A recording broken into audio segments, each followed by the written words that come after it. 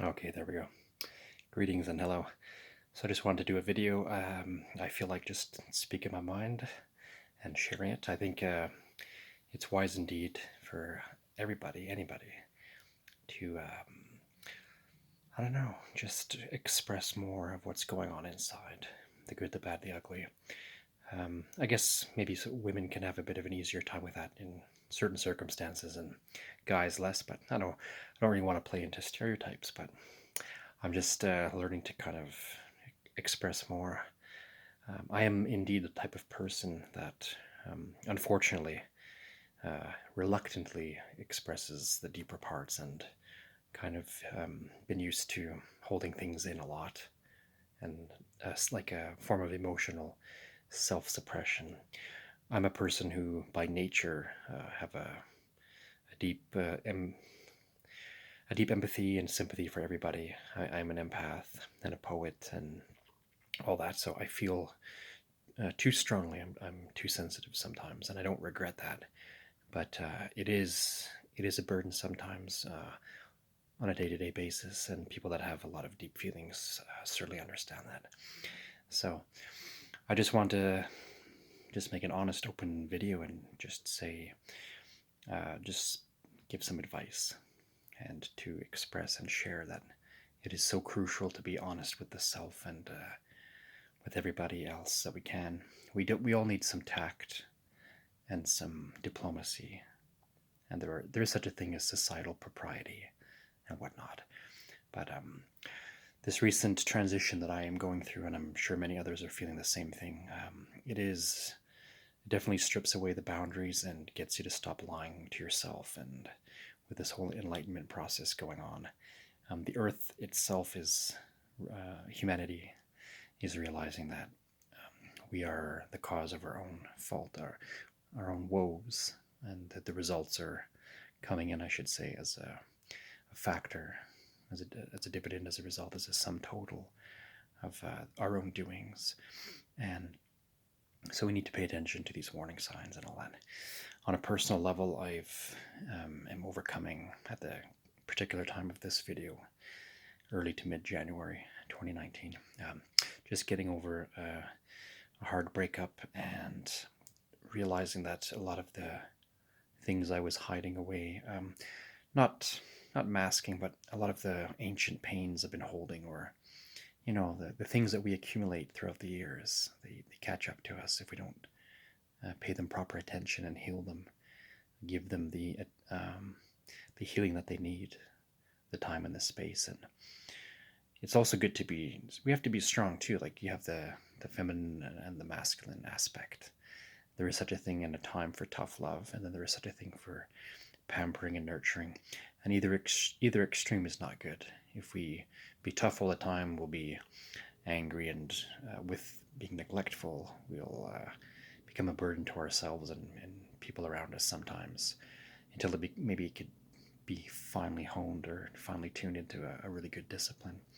And on the other perspective, if you're always, I don't want to say exaggerating feelings, but if you're letting yourself fall into just feeling too much or feeling sorry for yourself, or a self-pity party and things like this, then you become in like a victim mentality state, and you think everybody is your enemy, and then that's inaccurate, first off, and second off, it's just not going to help you grow as a person, and all that. So really, I guess it's about finding the balance in the middle, and understanding the crucial necessity for you to be really just yourself, and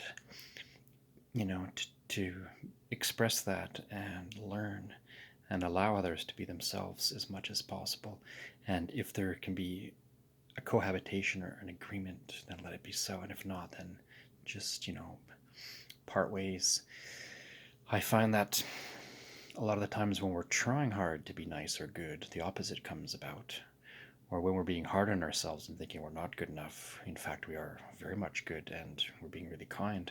So it's funny how we can fall into these mental pitfalls and surprising, alarming states of awareness, or like a self-check mirror moment. Hashtag, yeah, take that term if you like. And to find yourself suddenly shocked. Um, I like to think as a deep feeling person, as many of you certainly are. I am emotional. I can be moody and shift really quick, and I'm an intense thinker. I've always been a deep thinker, and maybe not as smart as I would like to be sometimes, but I certainly like to philosophically indulge myself and think about reality and the many layers and human behavior and other people's perspective and life experience, and sort of see it as pieces of the grand tapestry or small stones of the mosaic making up the totality. So I just wanted to pass that along. Um, Truthful to the self and not suppression, and to find those who are good listeners and who will help you. I've made the mistake far too often of trying to deal with my problems just by myself. I've tried to be a good friend and a good ear, and sometimes I don't allow others to be a good ear to me, or they're just simply not capable of being a good ear. So we have to be the person that we expect when we need help, and certainly be available for others in the same thing. That's what I'm trying to say. So yeah, I feel with this newfound deep level honesty, like what is that old saying? Is it Rumi, the mystic, that said, in the deepest, darkest crack of the soul, when it hurts the most, that's when the light seeps in the best. I'm probably paraphrasing, but something to that effect. And it's been said in different ways. But yeah, when the whole thing comes about and you get shocked into honesty and reality, this whole profoundly, deeply heart wrenching experience has made me realize I have to face my own demons a bit more and not neglect myself. No, there's no such thing as an evil person. There's only a person that has not been able to cope or deal with pain or think they're worth it, and that brings about all these disputes. So, in saying that, I just mean I'm not an evil person.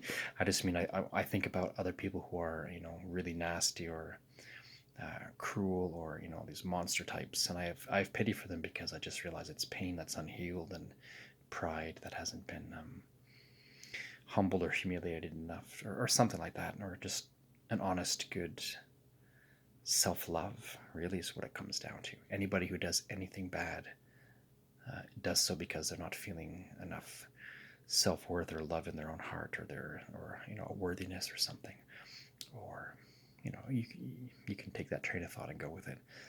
But we have to be nakedly honest and malleable and patient, and not run. My mouth often gets the best of me, and my emotions, for all my rationale and my intellectual capabilities, or what I would like to deem worthy to be called that.